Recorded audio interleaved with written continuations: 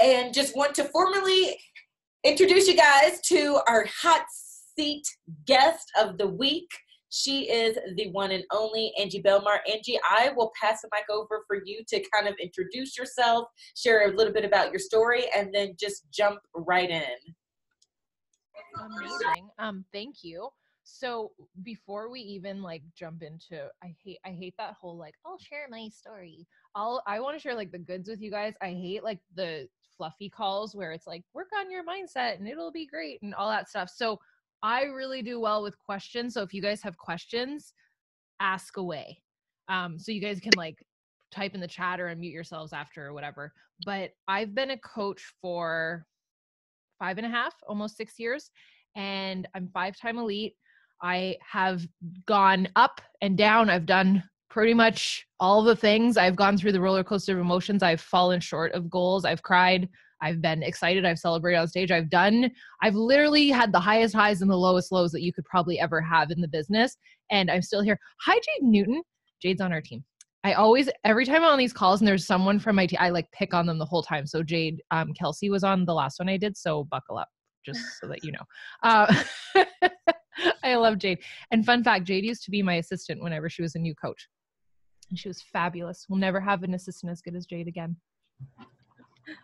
So yeah, I've gone through the moments where you want to give up, you want to cry, and you just can't anymore. I've gone through the most amazing, accomplishments that you could probably ever have in the business. And I think that the most impactful thing that I could ever tell you is I'm always still learning and I'm always still growing. I will always be that girl that is at the front row of a freaking emerald training because I think that there's always something to learn and to grow from, and I'm never above it. Like I always love calls like this. I think these types of calls are my favorites because they're just so real and raw and you get to know the person that's speaking. And I feel like if you ask your questions, which I was always the shy one that would like type it or like not ask what I wanted to ask. I've always been like that in the business, like even on our own. So our regions, like our Canadian calls, I never share anything. And I was just telling that I was talking to Moira and she's like, I didn't know that. I've been the top coach in Canada for 4 years in a row, like consecutively. And I'm still like the little shy one in the Canada group that's like, oh, I don't want to ask my questions. It's just how I'm wired. Like I still have quirks about me. So just from that, like learn from my mistakes, ask your questions, ask whatever you guys, want to learn and grow from. But my goal is really to just be transparent and share it all with you guys. So anything that you want to know, ask away. And I really thrive on, my husband calls me like a jukebox, like as in like a coin would be a question and then I'll just go. It's just how I'm wired. So if you guys honestly want to unmute yourselves or I don't know, type in the chat, or is that how this works? Keyshawn, did I just mess up your call? No. So I'm jumping in on this too. So I go where the energy takes the conversation. So Yay. If this is where we're going, let's do it. So unmute yourselves. I'll start just with something that you shared earlier. You mentioned that Jade was your assistant. At what point did you decide that you needed an assistant, and what are some of the tasks that you delegate to your assistant? The first actual assistant situation that I had, my first goal, and I had learned this from Shalene Johnson, was anything that you're kind of diverting your attention to that's taking you away from your business, delegate that. And it should be something, I really believe that having an assistant shouldn't be like this fancy term that you have in the business. Like if you're not working to the level of earning an assistant or having an assistant, then don't. There's nothing that I think is more crazy than a coach thinking that they need an assistant to do their Success Club updates or their rank advancements when they don't have coaches hitting Success Club like that. I just think that you need to gut check yourself on that. So the first thing that I had delegated was to get a cleaning lady. She's here right now, actually. And we've had her for years. Like that was my first goal as a new coach, was I want to be able to work on my business instead of always, I don't know if you guys do this, but I would always get distracted and like try and clean the house instead of working my business. So I was like, if I could just have someone, and I really like the idea of that I'm at home while she's here, because it makes me feel like, okay, well, I got to work while she's here because I got to make this worthwhile. And it's been like that for like the last 5 years. So that was the first thing I ever delegated. And my husband was still working his full-time job back then. So I really needed the help. we went 2-star our first year, and then we went elite our second year. So I would say that I was fast-ish moving as a coach, and I was recruiting and I was doing the things and I was bringing people on, and I really needed help with the things that didn't need my personal touch. So Jade was not my first assistant. So I always find assistants from my team that are coaches that are amazing, that are coaches that are going for elite, and that are right on the brink of needing to quit their full-time job and that need that little bit of extra income. So what was the question about? What I already forgot. So at one point, which I think you've kind of addressed that already, but yeah, then what are some of the tasks that you delegate? Really the biggest helpful thing that I found was anything, like I said, that didn't need my personal touch. So anything that was a post that, was an update, a tracking sheet, a post in our challenge group, a recognition post, and I would always type up the words, but really the graphics, like the things where I was letting my time get consumed by those activities that, yes, I love to do. And I love to play on PicMonkey and I love to do all that stuff, but it wasn't serving me and my coaches. And it wasn't me actively going out and invite or, creating creating content and creating videos. It was really, I think doing the stuff that, like I said, didn't need my personal touch. And so one thing now, how that's escalated is my husband now works full time with me, and he'll send out the first interaction with a potential coach or a challenger because it doesn't need my personal touch. It's literally just, hi, are you serious? Like, are you a seriously committed human being that would like to work with us? And we kind of gauge that. So it's really like a filtering process. And then from there, I take it over. So even now, that's how we measure it, is just what needs Angie's personal touch and also what brings me the most joy. And to give you guys an idea of what we pay, we don't do hourly or anything like that. It was way too complicated. We would have a task list, and we always started at $100. And then if the person was awesome, which Jade was, we went up to $200. And the reason why, by the way, the reason why Jade's not my assistant anymore, the coaches that we usually work with always end up going elite. And we always tell them, use whatever you're doing with us. So at the same time, it's a huge perk for them because they learn from us, and then they get to use whatever we're working on or whatever we are using as, tracking or incentives or whatever they're learning from us. They can use it in their challenge groups or in their teams. So a lot of the times those coaches end up going elite. And so that's when we lose them. We're like, okay, well, go fly. We can't have you anymore. So that's how, and we've rolled through probably 4 assistants that are just from our team. So that's how we do it. Does that answer the question? If I miss anything that you guys want to know more about.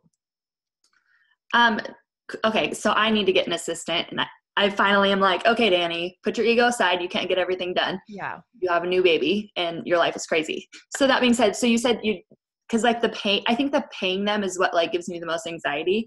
I'm like, I'm not a professional. I don't know how to deal with that.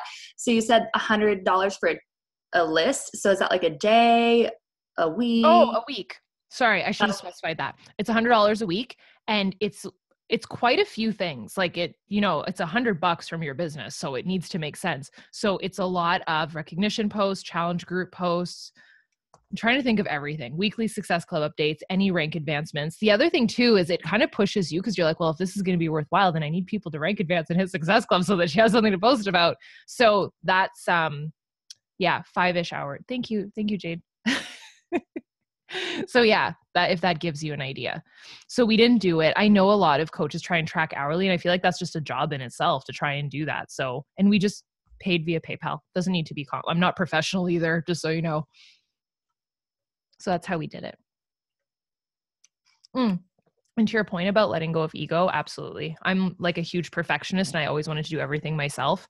And I have coaches on my team that are the same, and I can see them almost like spinning their wheels because they just want to control everything themselves. And so what I noticed is once I relinquished control, I found that sometimes they'll do it better than you can if you just give them creative ability and you let them do their thing and you give them a little bit of tools. So one thing I always do is I always say which fonts to use so that it's cohesive throughout our group and it looks like it's part of our team group. And other than that, like let them fly and let them learn, especially if they're on your team. Like I think that that's a really cool opportunity for them.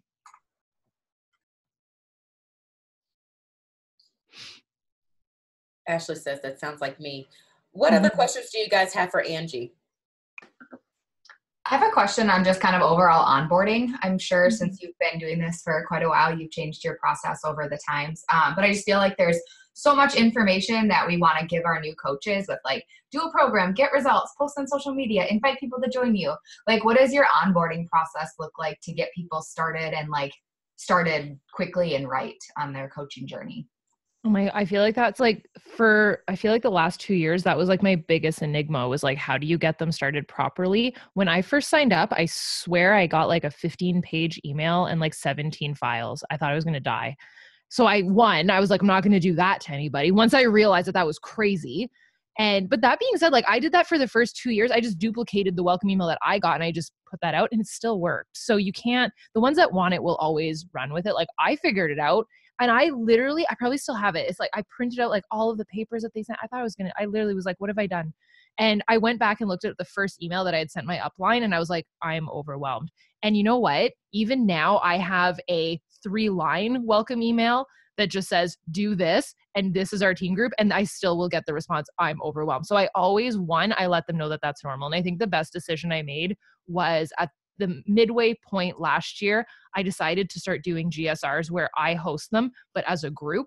I don't do individual ones because it's the same thing over and over and over again. And also it's incredibly draining. And sometimes you'll get that very excited coach that wants to tell you their entire life story for 2 hours. And I am very nice to a fault where I will sit there for 2 hours and listen, which was not a good use of my time. So we stopped doing that. And what I did is every single Monday became our new coach call day. And I'll alternate between, like, if I've just finished a sneak peek and I know that we have a lot of new coaches, like you guys can check that in your back office, when you have a lot of new coaches coming in. So I'll put it out to the entire downline and I'll be on live and I'll prepare a new coach call type of call where I take them through the back office and I take them through basically mitigating their overwhelm and letting them know that it's normal to feel that way. That's the biggest thing that I cover. And then I give them one goal, Success Club. That's it. And that way they're not like, okay. And the way that I talk about Success Club is I talk about the Success Club trips and I talk about success starters and I talk about Summit. Like I make it exciting. It's not just help 3 people. Cause then they're like, how? But I think that if you show them what's on the other side of that, like Summit and the celebration of that and Team Cup and all that makes it really exciting.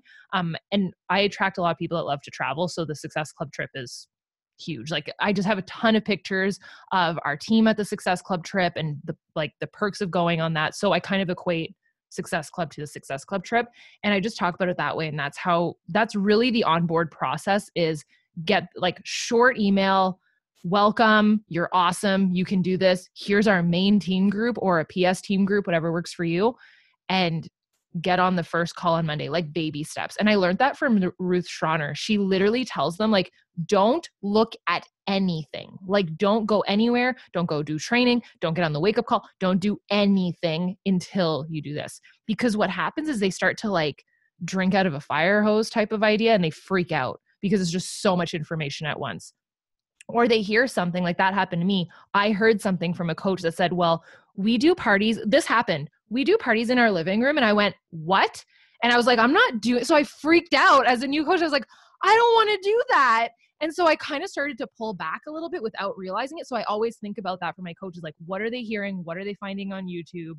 What's the assumptions that they're making? And I try and reel them back in with that personal call. So on that call, like I said, I'll either do like a new coach call type of process, or I'll just open it up like this and I do a Q&A. So it's technically still a one-on-one call where they get to hang out with me, but they just have that more personal touch. And again, it's really just letting them know it's normal to be overwhelmed. It's normal. It's normal. You're good. And the one thing that was told to me that I always repeat is it will all start to click. I always say that.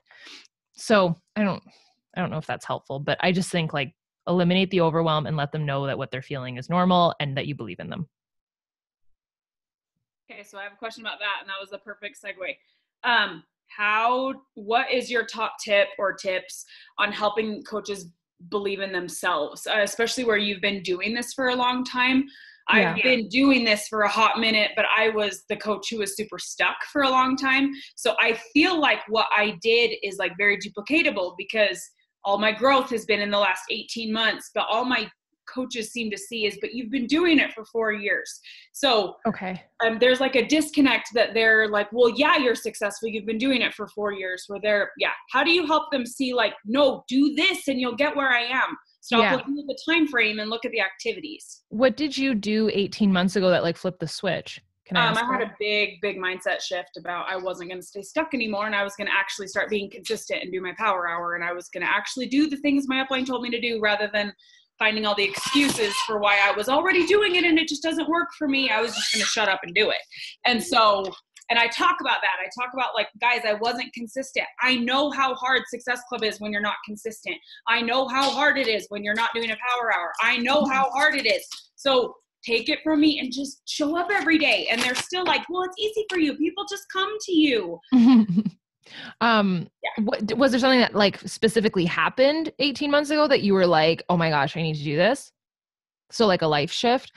That's because that's what happened to me too. And it just so happened like it was 3 months into my business and not like your situation, but like Ashley Molstead is a perfect example. She's been a coach for, I think, the same amount of time as me. And she had that moment where she like flipped a switch and everyone knows who she is now. And I think that it really just comes from a place of your back is up against a wall and when you want it bad enough. And I think what's going to serve you is that you work with the people that they want it. Because I think that it's draining to want it for other people. And the way that I kind of solved this problem was through fresh blood, but also this idea of like contagion, where if I'm bringing on enough people and let's say one of those new coaches hits Success Club and she's a success starter, then the other ones start to see it and it becomes like this contagious environment of success. You see it happen on a lot of teams where one coach, okay, I just use Ashley as an example, as a perfect example, Emily Favre, and then she has all these other coaches because they see it now as like a possibility. So for your own sanity, I say set higher goals to recruit more. I'm so grateful I learned that really early on because I thought I was going to kill someone. I was at a place where I would recruit like 3 coaches a month, and the coaches that would come on, like I said, I would do one-on-ones with them and they were so draining and saying exactly what you're saying. Like, oh, I don't, and I would just be like, what? And they would play the game of it's easy for you because you have X, Y, and like, I don't even know. And what I started doing was I think it was like October. I just thought, you know what, screw this. I'm going to start recruiting more. And I did that and it honestly saved me. And it created this idea of the ones that are going to run are running. And if you don't want to hop on the train, then that's cool. I'm not mad at you, but I'm moving. And I remember Carl Deichler had said that once on a National Wake Up Call. And he said it in such a way that like, he's not mad. Like, I'm not mad at you if you're not moving, and I'll be here when you decide to run. But just so you guys know, like I've been doing this for 5.5, almost 6 years. I have coaches that have been coaches for 5 years that tell me every single month that this is their month and they're going to hit Success Club. So you can play that game with them for 5 years or more, or you can recruit your rock stars and then you can have someone that just starts and does the thing. So I think that's much more exciting than just listening to lip service. On that note, oh my gosh, did you guys go to leadership, or wait, are you guys at that level where you'd go to leadership? There's a recording on YouTube if you guys didn't hear it, but Danielle Natoni's presentation at leadership, I recreated that quiz from a first person perspective. And I made them do the quiz and I took them through all of those questions. Like, are you posting every single day? Are you doing your workout? Are you like just the simplest things? Are you going to summit? And if they got lesser than an 80%, then we knew the problem. So I would make them gut check themselves. And usually it's the ones that aren't showing up so I think the solution is more so for your own sanity, like just set bigger goals to recruit more people. And I feel like that will kind of take off within your own team. Someone's stuck in our street on the ice. I don't know if you guys can hear the wheels turning. Okay. Our street is sheer ice right now. We are very Canadian. Oh, wow. Emily has a question. She can't unmute. When you made the switch to recruiting more coaches, what did you change to make the jump to recruit more business builders? Okay, I'll give you guys like the best tangible tip. I have a coach named Mandy Kai, who is one of the most she's a beast. Okay. I don't know how else to explain it. And so much so that, like I said, I've been doing this for 5 and some years. She was a premier coach last year. We are now success partners and we were pushing for 15 star together. She's a beast. So I look at what she does because she's a great business builder. She brings on amazing coaches that are so her tribe. And I've managed to do the same thing. Like last night when I was going through our coaches in our team group, I noticed how a lot of them they all had profile pictures in Disney World. And I was like, that's so cool. Like, I feel like I've pinpointed my niche after all these years, when in the beginning I'd be like, who are you? Like, we would do a GSR. I'd be like, I don't understand you. And now I feel like they're literally my tribe. And I think that that's the most exciting thing when you do a retreat and they're truly you. And Mandy does the same thing where when I host a group with her and she brings on her rock stars, I'm like, they're your twin. Like they're just like you. And I think that's the coolest thing, is when you can just pinpoint that so well. And the way that she does this, she invites every single day on her stories. And she does it in a way where she just shares the gratitude. So she'll keep like a journal, and I do the same thing where I share the things in that, like, it's private to me, but I'll pull from that and I do posts of that, so that it's not, hey, join me in this opportunity, it'll be great. And people are like, what are you talking about? Instead, she's literally soft inviting, is what I call it. Soft inviting every single day on her stories and in her posts. But she barely, I would say once a month, she posts about the fitness side of things. 99% of the time, she posts about the business and just the wins that she's having and the gratitude. And someone that's doing this, the same, like literally duplicating it, is her girlfriend, Danae. They're like, she is, last year, this time, she was not even Emerald. She is a 4-star diamond coach right now, crushing it as well. Just completely duplicated that, just shares the gratitude, literally turns on the camera, is like, you guys, this is what's going on today. And I am so freaking pumped. And they'll usually grab objections that they're getting in their inbox. Like one girl said, well, are you just going to sign me up and drop me? And you could take offense to that and be like, thanks, like that's nice. Or you could share that and be like, whenever I first started, I thought that I was going to sign up to this and be alone. And I just got off of a call with a bunch of chicks and I'm like super pumped. Like I would share like this, I would share that. Like that's the type of, like, it's all the wins. And you guys will notice the top 10 coaches, they share every single win. Like Amy Silverman is amazing at doing this. Any single thing that's great in their day, they grab it and they share it. And it's just gratitude. It's not being, and I just don't want you, because I thought of this, like whenever I first started recruiting more, I was like, if I talk about the business, I'm going to sound like a weirdo. Like people are going to think that I'm basically braggedy. But there's like this fine line between braggadocious and grateful. And I think that if you stay in like the grateful side of things, it doesn't come off weird. Do you run Instagram ads for coaches? Okay. So I would say running Instagram ads through your Facebook ad manager is the better way to do it. So you would go, and then that way you can run story ads as well. That being said, our last sneak peek, my husband is the numbers guy. He went through all the numbers of everyone that we had in the group, and anyone that signed up, we asked them so that's a good tip for you, is anyone that you sign up or anyone that's doing well on your team, ask them where they found you. So we did that, and none of them came from our ads. They all came from my stories.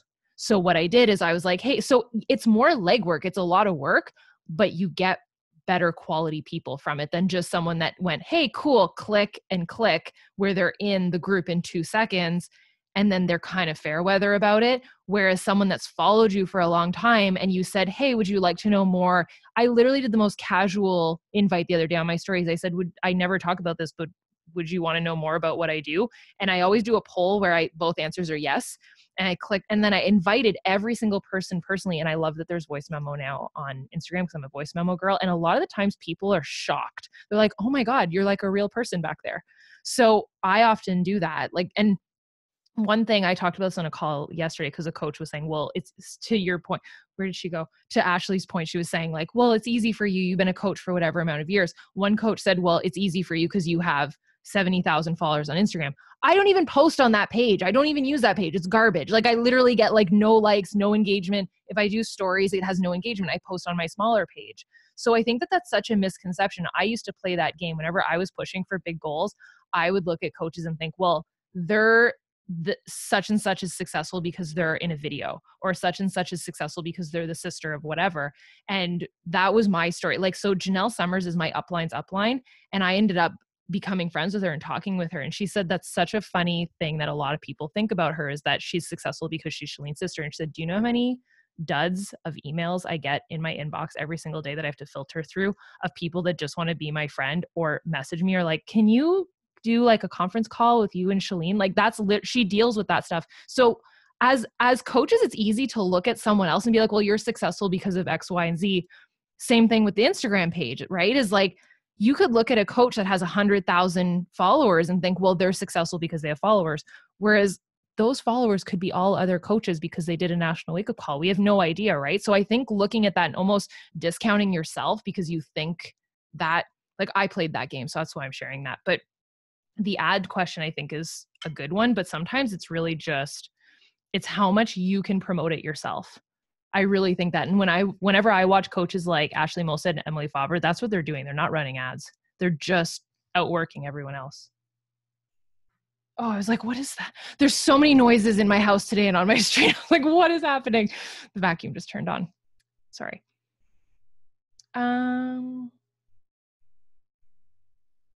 Oh, you added that. That's smart. You added that question, like where you find people. That's smart.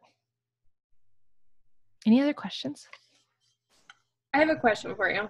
So I feel last year I had 7 new diamonds that were created, and of those 7, 5 of them were created in 3 months, which I feel like is really good, but I feel like so many of them don't hold diamond, and I never drop diamond.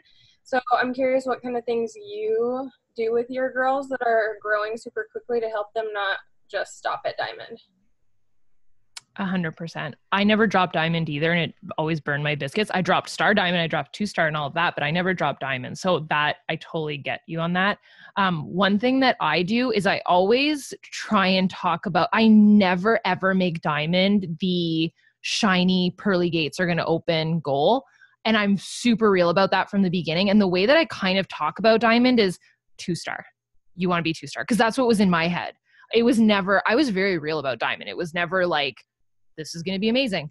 I wanted 2-star. I wanted to go back. Then you had to be 2-star to go to leadership because NLC didn't exist. So now it's 1-star. So you can talk about that. But the 2-star thing for me, that quarterly bonus blew my mind. I didn't know about it at first. I found out about it through, I love Mindy Wender. And she had done a video that was like my $20,000 week, which would probably be so not allowed now. I just thought of that. I'm like, it's probably like completely not compliant, but she did that and it was so inspiring. And I remember thinking, $20,000 in a week? What? And she explained and she broke it down and she talked about the quarterly bonus, the 10-star quarterly bonus. And that's whenever I started to understand, okay, I can really make a living doing this. So I always share real facts and figures with my coaches that are pushing for diamond, because I think that that's what's motivating is like the real, they just want to see that it's real.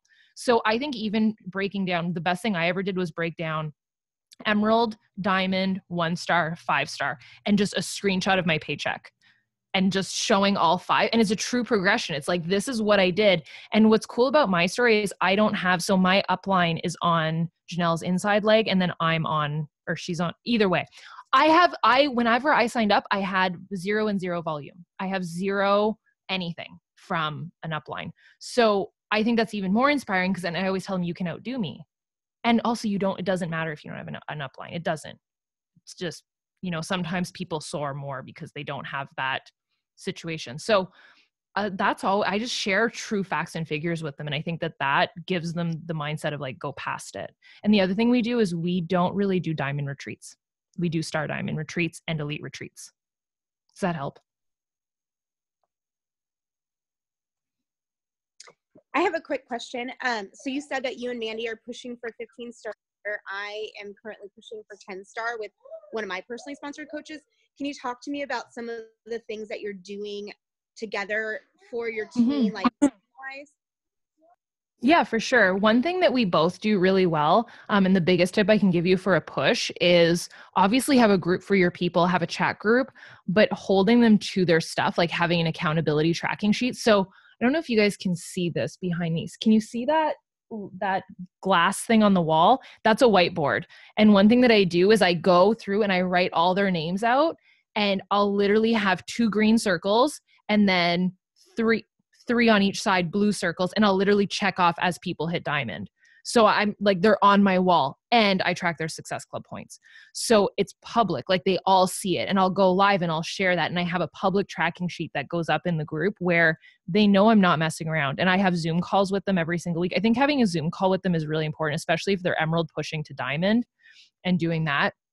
And then obviously having your success partner on with their PS coaches and creating that atmosphere of trust where they can ask what they want to ask. And I think having the Zoom call breaks the awkwardness. Because if you just throw together a group and throw together a chat group, there's no sense of trust there. And there's still that level of awkwardness. So that's what we do. And usually on those, it's so funny. I had the call this morning with them and they're so quiet. Like they don't say anything. If I'm like, okay, so this is like nobody will talk. But if I do a Star Diamond Plus chat group of everyone pushing for elite, they don't shut up. Because they trust me. There's a certain level of friendship that's been built. We've met at Summit. We know each other. We've gotten drunk together on the Success Club trips. Like we know each other. So I think that that's the difference is there's just that lack of trust. And that's what I love to be able to build with them is like, you can trust me. You can come to me with your doubts and your issues and we can conquer them together. So just hold them to their stuff. That's what I would say. And it makes you hold yourself to your stuff too. Thank you. You're welcome. I see a little Team Beachbody picture and I'm like, who is that? I think anyone. I think it might be Doug. I don't know. Because Okay. mine says Mandy asked tips to get more follows on stories. Oh, more. Okay. So I've gotten asked this question before. Like, do you hashtag your stories? I will give you the best. Can you guys tell I'm really someone that I hate when people like, just, do it more and be consistent and work on your mindset. I hate when people say that. I'm like, just give me a tangible tip and I'll do it. So one thing that I did to grow, so you know how I said I have a second Instagram page? That first one I started 6 years ago, right before I became a coach or right when I became a coach, and it had like nothing. And I grew it and it was going. I wrecked that page by using like Stim Social and those types of things. I'll just be that I wrecked it. And a lot of coaches started following it. And then it just it doesn't have a good engagement. I basically lost my trust with Instagram. Like it's like they don't push it to the newsfeed. So I started a smaller page in part to grow a fresh affinity, fresh start for myself, and to prove to my coaches that you can go from 0 to 10K and you can make it happen. So I have a second page and to grow that page and to get more views on my stories. So that smaller page that has 16,000 followers gets 3,000 plus views on stories. The big one gets like 1,000, 2,000. It's crazy. So the difference that I do on the smaller one is I went live almost weekly. If you go live or you do Instagram stories, it makes such a difference. It pushes it. It's almost as though that's what Instagram wants you to be doing. And if you can play that game of do what Instagram wants you to do, they'll push it to the Explore page. Like, has anybody gone on their Explore page in last week and seen Melanie Mitro or Danielle Natoni on there? I think it's because they're going live. Like it's almost annoying. Like I told Danielle, I'm like, you're on my Explore page every day, twice a day. Like, what are you doing? And it's because they're either doing IGTV or Instagram live and it's pushing it. And what happens is then it shows up at the top of that where the little circles are, it shows up before the stories. So I think that just doing that, you might not have a lot of people on live. Like whenever I started doing it, I had like 10 or 20 people on live, at the most 30, and it grew and it grew and it grew and it grew. And every time that I would hop off, I'd have new followers. I think it's because it just pushes it to the Explore. So that would be a tangible tip that I would say, but you don't have to hashtag your stories. You don't have to geotag. I feel like that's so exhausting. Like there's no trickery, just be consistent. And I think the magic number, Jade's upline, who is Emily Skender, who's my personally sponsored coach, told me this, and it's such a good tip. She said, there's nothing worse than going to someone's IG stories when they have 30,000 small little square and you have to watch and you're like, what? Or if they're just love her, but Shalene does this all the time where she has the same, and you're like, can you move location? So I will never do more than 3 stories in the same spot of me talking because it's boring. So I try and do, I would say maybe 20 stories a day consistently. And I was so consistent throughout February and I noticed a huge difference. And I posted every single day, and I'll never do more than 3 consecutive stories of me talking. Cause and another tip that I learned from, I guess, Jade's cousin coach, Kelsey Hill, she shared that she'll never do a talking post or something that needs audio. Cause a lot of people watch their stories without audio. I do. I never turn on audio. So if you're going to talk, just put a little note. I literally did this yesterday. I talked for about 5 in a row, and each one has a little text of like what I'm talking about so that they at least know. Cause that's the truth is, if you think about it, a lot of you guys probably listen to it without audio. where did everybody, oh, okay. I was like, where did everyone go? Is there any other questions? The movie Unfriended, that is such a good movie. Yeah, that's what the random Team Beachbody person is. That person. Oh my gosh, that happened to me on a call once. We had a diamond call and there was a random, and I was like, this is that movie. We're all going to die now. I don't know if you guys ever seen that movie. It's a great movie. It's a great movie. That happened to me on a call one time too. It was like a one-on-one and this random person popped on and we were like, you're like, this is where we die. And they just got off like 5 minutes later. It was the weirdest thing. But I have a question about helping encouraging your coaches to hit Success Club. I know you kind of touched on it, like not so much as like hitting Success Club, but like what Success Club gets you.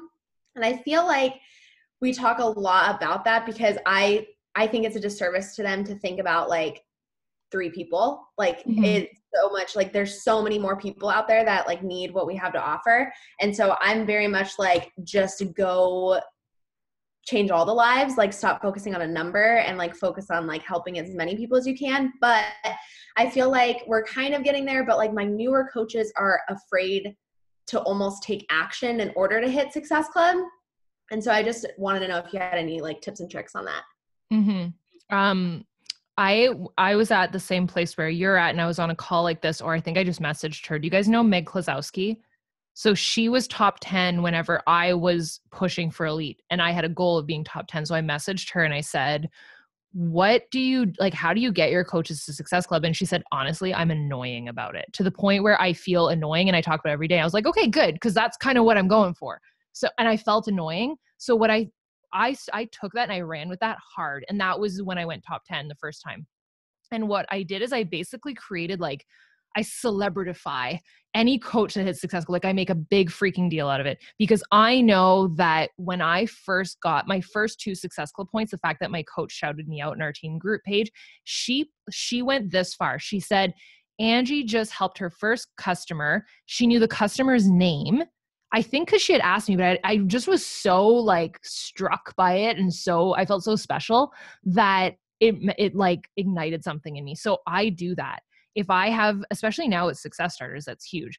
So anytime that there's someone that does something that has to do with Success Club, I literally treat them like they're a freaking celebrity. And don't even get me started. If there's a month 3 Success Starter, it's as though they are the new president of the United States. Like it's insane.